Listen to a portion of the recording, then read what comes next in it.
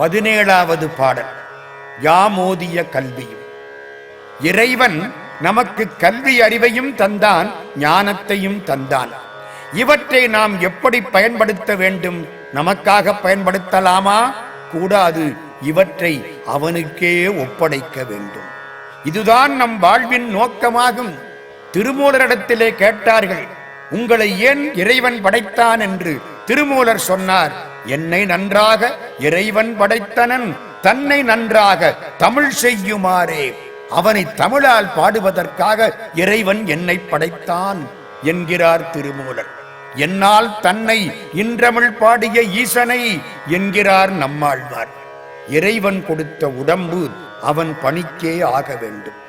எங்கை உனக்கல்லாது எப்பணியும் செய்யற்க என்கிறார் மாணிக்க வாசகர்.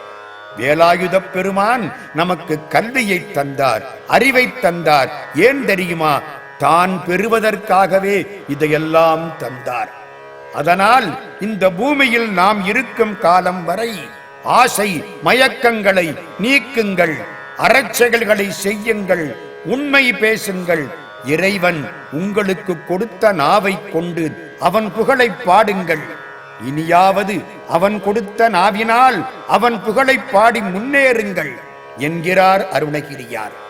கலை இறைவனுக்கு அர்ப்பணிக்கப்பட்டால் நிலையாகிறது, இல்லாவிட்டால் மக்களிடம் சென்று விலையாகிறது. அந்த கலை நிலையாயிருக்க வேண்டுமா, விலையாக வேண்டுமா என்பதை கலைஞன்தான் தீர்மானிக்க வேண்டும். இறைவனை வாயார பாடுங்கள், அவனே கிடைப்பான். தம்மையே பேசி பிதற்ற பெருமை தருவார் சிவபெருமான் என்கிறார் திருஞான சம்பந்தர். நாக்கை கொண்டு அரண் நாமம் நகிழ்கிறார், காக்கைக்கே இரையாகி கழிவரே என்றும் திருநாவுக்கரசர் பேசுகிறார். இறைவனை பேசுங்கள். மற்றவர்களை பேசினால் ஒன்றும் தரமாட்டார்கள். இறைவனை பேசினால், இறைவனை பாடினால் அவன் தன்னையே தருவான் என்கிறார் சுந்தரர். தம்மையே புகழ்ந்திச்சை பேசினும் சார்கினும் தொண்டர் தருகிலா பொய்மையாளரை பாடாதே எந்தை புகழூர் பாடுமின் புலவிர்கள். என் தந்தையாகிற சிவபெருமானுடைய திருப்புகழூரை பாடுங்கள். பாடினால் என்ன கிடைக்கும்? இம்மையே தரும் சோறும் கூரையும் ஏத்தலாம் இடர் கெடலுமாம், அம்மையே சிவலோகம் ஆழ்வதற்கு யாதும் ஐயுறவில்லையே. இப்பொழுது உணவு கிடைக்கும், உடை கிடைக்கும், துன்பம் போகும், பின்னால் சிவலோகத்தில் வாழலாம் என்று சொல்லவில்லை, சிவலோகத்தை ஆளலாம் என்கிறார் சுந்தரமூர்த்தி சுவாமிகள்.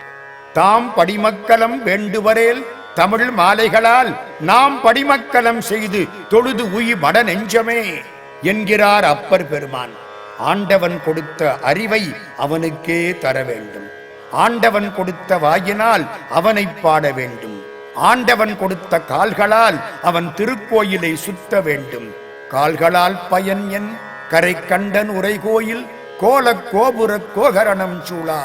கால்களால் பயன் என் என்றும் வாழ்த்தவாயும் நினைக்க மடனெஞ்சும் தாழ்த்தச் சென்னியும் தந்த தலைவனை சூழ்த்த மாமலர் தூவித் தொழாதே வீழ்த்தவா வினையேன் நெடுங்காலமே என்றும் அப்பரடிகள் பாடுகிறார்.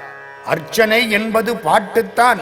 ஆலயத்துக்கு போனால் இறைவனை வாயார தமிழால் பாடுங்கள். அர்ச்சனை பாட்டே ஆகும்.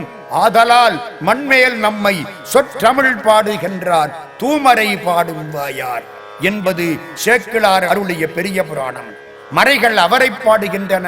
அவர் நீ என்னை தமிழால் பாடு என்று சுந்தரமூர்த்தியிடம் கேட்கிறார்.